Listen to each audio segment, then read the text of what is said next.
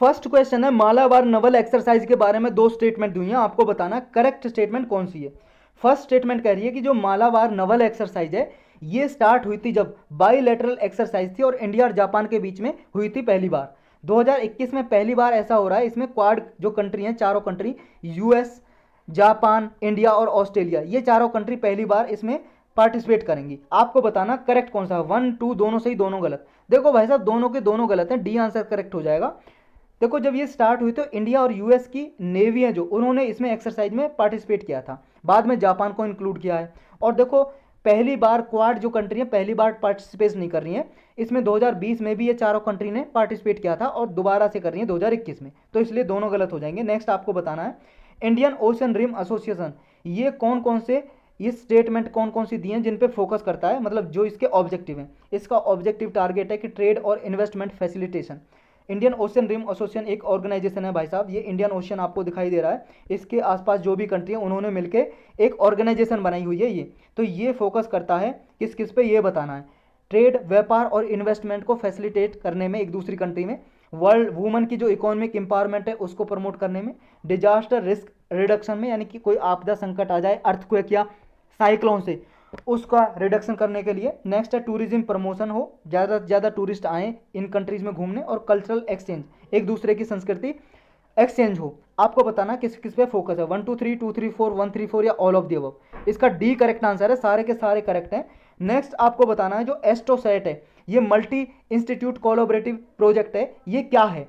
Satellite है क्या जो कोई अर्थ के सरफेस में मूवमेंट को डिटेक्ट करता है, या कोई साइंटिफिक एक्सपीडिशन है, मतलब सन की स्टडी के लिए कोई साइंटिफिक मतलब एक्सपीडिशन भेजिए, यात्रा कोई जर्नी है, या फिर मल्टी वेवलेंथ स्पेस टेलीस्कोप है ये, या फिर स्पेस क्राफ्ट है जो एस्ट्रॉइड बेनू को स्टडी करने के लिए भेजा गया था। देखो भाई साहब एस्ट्रॉइड है, सी करेक्ट आंसर है इसका। एक टेलीस्कोप है, टेलीस्कोप, देखो कल या परसों हमने पढ़ा था एस्ट्रोसेट के बारे में। नेक्स्ट आपको बताना है, रेयर डिसीज के रिगार्डिंग स्टेटमेंट दी हुई है, आपको बताना करेक्ट स्टेटमेंट कौन सी है। देखो जो रेयर डिसीज होती है यानी कि ऐसी दुर्लभ डिसीज हैं जो अफेक्ट करती हैं कुछ पॉपुलेशन को, बहुत ही कम पॉपुलेशन को अफेक्ट करती हैं ये, और ये जेनेटिक नहीं होती। जेनेटिक का मतलब अनुवांशिक, मतलब माता पिता से जो बच्चों में आ जाए, क्या ये जेनेटिक नहीं होती। नेक्स्ट कह रहा है कि रेयर डिसीज देखो डिफरेंट डिफरेंट करेक्टर की हो सकती हैं। मान लो रेयर डिसीज सेम है, एक आदमी को हुआ, ए आदमी को और बी आदमी को भी सेम डिसीज है, लेकिन दोनों में सिम्टम जो लक्षण होते हैं अलग अलग देखने को मिल सकते हैं। आपको बताना कौन सा करेक्ट है। 1 2 1 3 1 ओनली 1 2 3। देखो भाई साहब दूसरा बिल्कुल गलत है, क्योंकि रेयर डिसीज ना जेनेटिक होती हैं, मतलब बच्चों में माता पिता से आती हैं, आनुवांशिक होती हैं, तो ये इसलिए गलत हो जाता है। इसमें कह रहा है नॉट जेनेटिक, तो ये गलत हो जाएगा। बाकी के दो सही हैं, यानी कि बी आंसर करेक्ट हो जाएगा। नेक्स्ट आपको बताना है, जो कूका रिवोल्ट हुआ था पंजाब में, इसका टारगेट एम लक्ष्य क्या था। सिख लैंड को इंडिपेंडेंट करना था ब्रिटिश कंट्रोल से। जो 1857 की रिवोल्ट हुई थी उसमें जो शहीद हुए थे पंजाब से, उनको जस्टिस दिलाना था, न्याय। जो गुरुद्वारा में क्या है, सिख टेम्पल है जो गुरुद्वारा, उनको जो करप्ट महंताज थे उनके कंट्रोल से मुक्त कराना था। या फिर जो सिख रिलीजन है, सिख धर्म है, उसमें जो ऐसी कुछ क्रूतियां हैं, इविल्स हैं, बुराइयां हैं, जैसे अब्यूजेस देना, गाली गलौज करना, सुपरस्टिशन, सुपरस्टिशन होता है जैसे मान लो किसी मतलब ऐसी चीज़ पे बिलीव करना जो होना। नेक्स्ट है इल प्रैक्टिसेस, जो कोई ऐसी बुराई है सिख धर्म में से रिमूव करना, मतलब सिख रिलीजन में रिफॉर्म करना। इसका टारगेट भाई साहब डी था, करेक्ट आंसर डी हो जाएगा। देखो जो कूका मूवमेंट क्या है, इसका जो लीडर था भगत जवाहर मल था, जिसको सियान साहब भी बोलते थे। 1840 में चलाया गया था कूका मूवमेंट। इसका जो मेजर लीडर थे उनके बाद, ये जो भगत जवाहर मल के बाद बाबा राम सिंह इसके मूवमेंट के लीडर थे। इन्होंने देखो नामधारी सिख सेक्ट को भी फाउंड किया था, बनाया था, और ये जब ब्रिटिश ने पंजाब पे कंट्रोल लिया उसके बाद ये स्टार्ट हुआ था। और ये जो रिलीजियस प्योरिफिकेशन के लिए था, मतलब जो धार्मिक मतलब कुछ बुराइयां हैं उनको ख़त्म करने के लिए था ये मूवमेंट। जैसे मान लो इंटर मैरिजेस को प्रमोट करना, मतलब एक धर्म से दूसरे मैरिज में, मतलब एक धर्म से दूसरे धर्म में मैरिज जो होती है उनको प्रमोशन करना। मीट या एल्कोहल को कंजप्शन को रोकना। नेक्स्ट है कि एल्कोहल मतलब शराब वगैरह। विडो रीमैरिज को प्रमोट करना, कोई विधवा हो जाती है उसकी दोबारा से मैरिज किया जा सके। और वुमन को इनकरेज करना, ये कुछ इसमें टारगेट थे, इसके लक्ष्य थे। नेक्स्ट आपको बताना है, जो प्रार्थना समाज था इसका मेन टारगेट ऑब्जेक्टिव क्या था।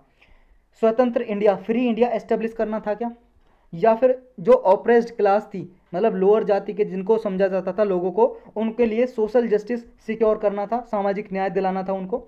या हिंदू कम्युनिटी में जो वेस्टर्न पॉल्यूशन आ गया है, मतलब वेस्टर्न थॉट आ गई हैं, उनसे मुक्त कराना था, या गुरुकुल एजुकेशन सिस्टम को रिवाइव करना था इंडिया में। देखो इसका करेक्ट आंसर है बी, जो ऑप्रेस्ड क्लास है उसको सोशल जस्टिस यानी कि सामाजिक न्याय दिलाना इसका टारगेट था। प्रार्थना समाज को आत्मा राम पांडुरंग ने 1867 में फाउंड किया था, बनाया था। इसका टारगेट यही था कि लोग एक भगवान में बिलीव करें और एक ही भगवान की वर्शिप करें, चाहे किसी भी धर्म का हो, किसी भी जाति का हो, one God for all people.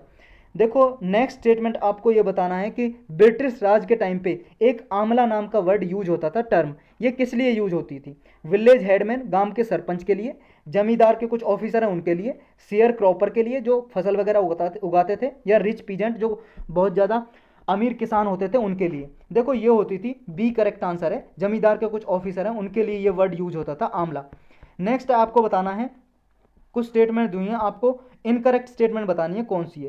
पहली स्टेटमेंट बोल रही है कि during the time of 18th century, जब 18th सेंचुरी का एंड हुआ था, अंत, यानी कि 18th सेंचुरी 1799 ये खत्म होगी, अब 1800 आ गया, ये 19th सेंचुरी चल गई। तो 18th सेंचुरी का एंड हुआ था, 19th सेंचुरी स्टार्ट हुई थी, तो उसमें जो रिच पीजेंट थे उनको जोतेदार बोला जाता था, मतलब ऐसे ज़्यादा अमीर किसान थे उनको जोतेदार बोला जाता था।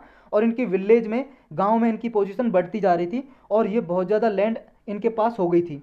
जो जोतेदार थे ये जमींदार के लॉयल थे, मतलब जमींदार के बिल्कुल लॉयल का मतलब है एक तरह से घनिष्ठ थे, उनकी बात मानते थे, लॉयल थे और उन्हें हेल्प करते थे जो रिवेन्यू कलेक्ट करने में। जमींदार जो रैयत होते थे ना, छोटे किसान जो खेती करते थे उनसे रिवेन्यू यानी कि टैक्स वसूलते थे, तो जोतेदार हेल्प करते थे कि जमींदार की। आपको बताना इनकरेक्ट गलत कौन सा है, पहला दूसरा दोनों गलत हैं, दोनों में से कोई सी भी गलत नहीं है। देखो दूसरा गलत है, जोतेदार लॉयल नहीं थे, बल्कि जोतेदार की पावर इतनी पावरफुल होती जा रही थी कि जमींदार की जो पावर है, पोजीशन है, वो खतरे में आ गई थी, क्योंकि इनसे भी ज़्यादा पावरफुल होते जा रहे थे जोतेदार, तो इनके लॉयल नहीं थे, इसलिए गलत हो जाता है भाई साहब ये दूसरा स्टेटमेंट। और हमसे पूछा है गलत स्टेटमेंट कौन सी है, तो गलत तो सिर्फ दूसरी है, बी आंसर करेक्ट हो जाएगा हमारा। चलते हैं नेक्स्ट पे। नेक्स्ट आपको बताना है भूदान मूवमेंट के रिगार्डिंग कौन सी स्टेटमेंट करेक्ट है। भूदान मूवमेंट, देखो ये इसने भूदान का ये था कि लोग क्या है, अपनी जितनी भी भूमि है, ऐसी भूमि को, जो कोई उनके पास ज़्यादा भूमि है, तो जिनके पास, लोगों के पास लैंडलेस पीपल है, जिनके पास भूमि नहीं है, लैंड नहीं है, तो ये क्या है, अपनी भूमि वॉलंटरी अपनी मर्जी से दान दें, दान दें ऐसे लोगों को जिनके पास भूमि नहीं है। नेक्स्ट स्टेटमेंट करिए, ये जो भूदान मूवमेंट था महात्मा गांधी ने चलाया था क्या? इसका कंसेप्ट ये था वाइडन कि ग्राम दान भी हो, मान लो किसी के पास एक एक गांव की भूमि है, तो वो अपनी भूमि दूसरे लोगों को जिनके पास जमीन नहीं है उसको दान में दे दे, अपनी ऑनरशिप है जो लैंड की कॉमन पीपल को दे।